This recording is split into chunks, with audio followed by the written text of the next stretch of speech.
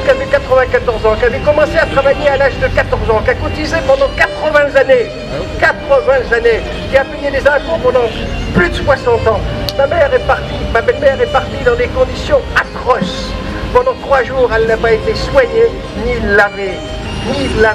Elle était dans un état lamentable. Aussi simple donc, j'ai dénoncé ça au président de la République.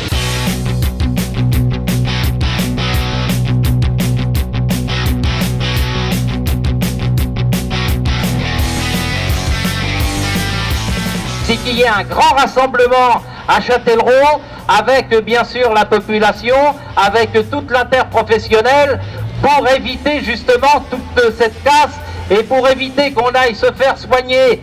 Nous, on ne veut pas se faire soigner à Poitiers ni à Bordeaux. On veut conserver ce qu'on a à Châtellerault. On s'est battu pour le construire, on ne veut pas le détruire.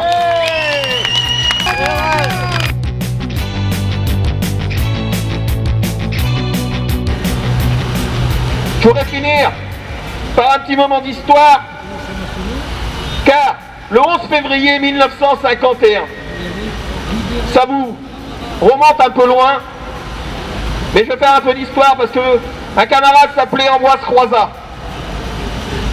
Et ce camarade-là, c'est quand même lui qui fut le fondateur de la sécurité sociale et du système de retraite en France. Il fut également secrétaire général de la Fédération des travailleurs de la métallurgie, CGT, et ministre du Travail et des Sécurités sociales de 45 à 47. Et lui, dans cette ordonnance, il imposait 2 choses.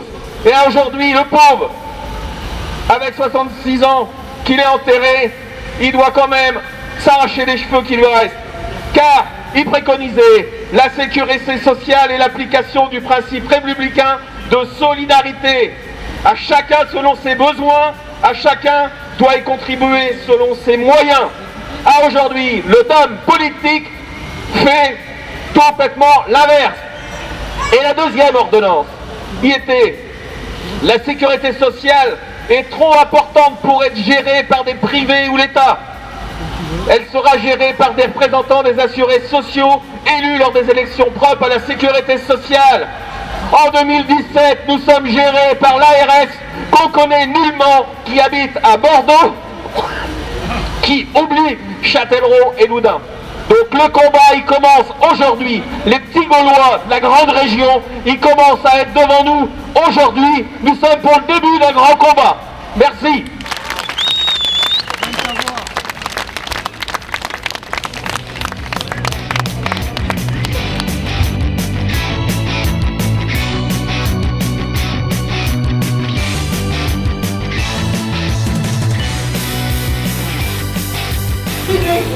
On a un gouvernement qui a fait un choix. C'est de dire on va aider les entreprises privées à développer l'emploi, à embaucher, à créer de l'emploi. Et on va créer un pacte de responsabilité, vous connaissez l'histoire avec le CICE et compagnie. Donc l'histoire on la connaît, parce que la création d'emploi on l'attend encore, parce qu'il n'y avait pas de contrepartie. Mais ça a été sur le dos des services publics. Et nos hôpitaux publics aujourd'hui, depuis 4 ans, ils sont ponctionnés sur leur budget de 1%. Et bien c'est 1% depuis 4 ans, pour notre hôpital Nord-Vienne, c'est les 3 millions d'euros qui nous manquent. Le SMUR de Loudun, un coup on le ferme, et puis un coup la RS nous dit n'en est pas question. Il n'est pas au courant, voilà. Bien. Il se fâche en disant mais on n'était pas au courant de ça, enfin il est hors de question de fermer, mais qui a dit ça? Le directeur, bon voilà.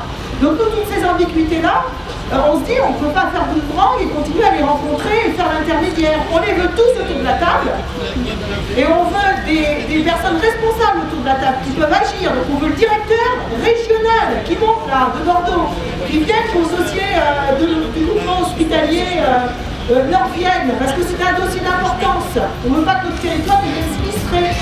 Donc il va y avoir des territoires exclus et des territoires élus. Et des pôles d'excellence. Ça veut dire quoi? Ça veut dire que si vous êtes malade et que vous avez besoin de soins d'excellence, il faudra aller à Bordeaux ou à Tours ou ailleurs. Parce que peut-être que sur la Vienne, il n'y aura pas ce pôle d'excellence. Voilà, c'est ça que ça veut dire. Mais nous, on veut de l'excellence partout, on veut une équité de soins partout sur le territoire. Et on veut que le territoire de la Vienne, notamment du Nord-Vienne, les gens puissent y vivre. Hein, aujourd'hui, voilà, c'est en train de prendre un chemin qui n'est pas bon. Donc c'est à nous de créer la mobilisation nécessaire pour dénoncer tout ça et mettre un frein à cette paupérisation et à la casse de l'hôpital public. Bonjour, je suis soignant aux urgences de Loudun. Donc vous savez là que le SMUR de Loudun risque d'être supprimé. Même c'est pratiquement fait puisque la décision de supprimer le SMUR c'est au 13 février. Les usagers viennent nous aider pour faire masse et tout ce que l'on va pouvoir sauver, il faut le faire maintenant. Parce que rapidement, que ce soit sur Loudun, que ce soit sur Châtellerault, il va y avoir des prises de décision graves puisque le déficit est tellement important que les seules solutions, ça va être fermeture de service et derrière, il faudra se faire soigner sur Poitiers.